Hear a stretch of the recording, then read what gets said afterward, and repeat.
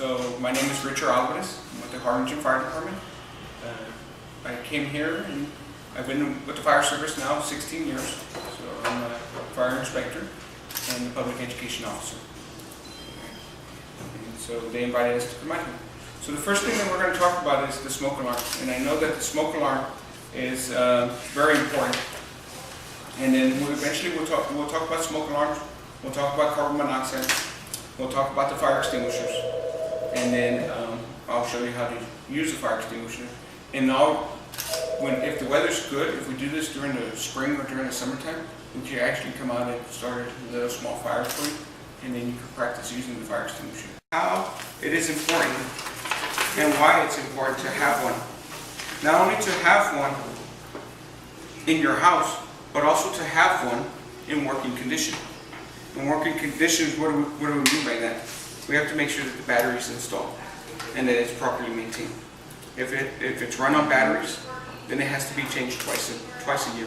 Usually a time change in the spring and in the fall, you'll change the battery out.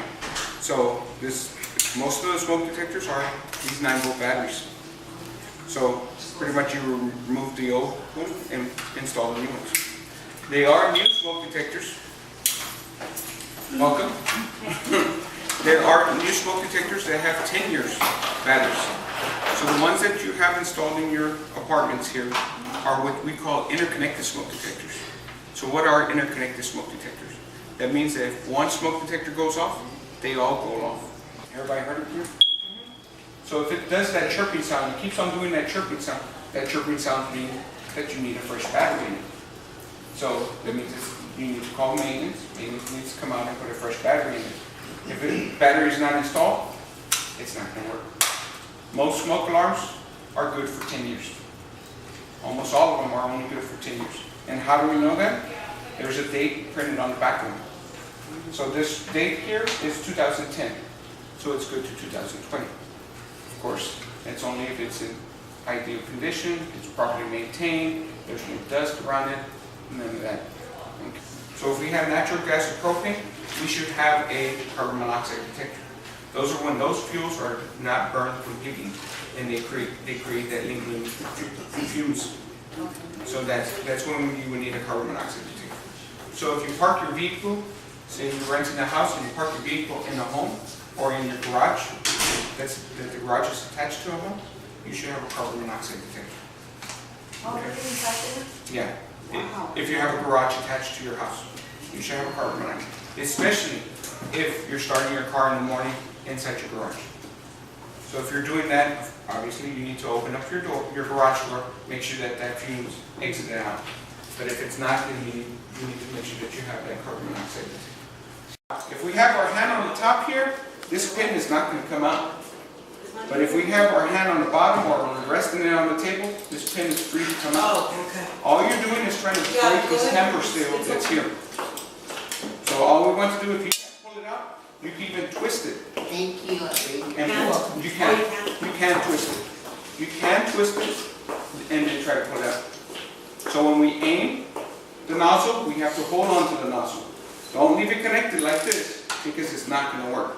That's not going to work.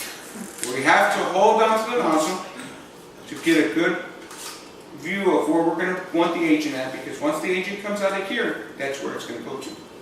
So pull, aim, squeeze. We're going to squeeze the lever down, and then we're going to sweep side to side at the base of the fire. So if the fire's on this table here, we're going to be sweeping. How far should we be away from this fire? Does anybody know how far the distance is? I have no idea. Right here it says you can stay back 8 feet from a fire. So if the fire's on this table here, 8 feet, about right here. We can start here. If you see that you're not reaching the fire, then you can move closer. You can move closer. But do not start, the fire's here, do not start right here. You're pretty much just going to blow a lot of air out for a little while. It's very easy if you can. What we find, and we found this a couple of times, is that people hold on to this. There's just a regular fire and there's nobody there. My teacher told me to just put water over that. Your teacher didn't even get out the house? Which you did. Well, that's what you're supposed to do. Just get out of the house. At first, You're a baby. You shouldn't be fighting fires. That's my job. You need to save yourself. Okay? You go outside. Okay? but my mom doesn't have a plan. Mom does not have a plan. Your mom's going to have a plan now. Look, she's going to practice with you. There's a plan right here. And as a matter of fact, in this book also, let me see. In this book, let's see. No, but there's a plan on the back of this book. No, it's not. Oh, you mean right here? I saw one in here, right? In the way back. In the way back, right? You have a plan? Oh, right here. I think you have different ones.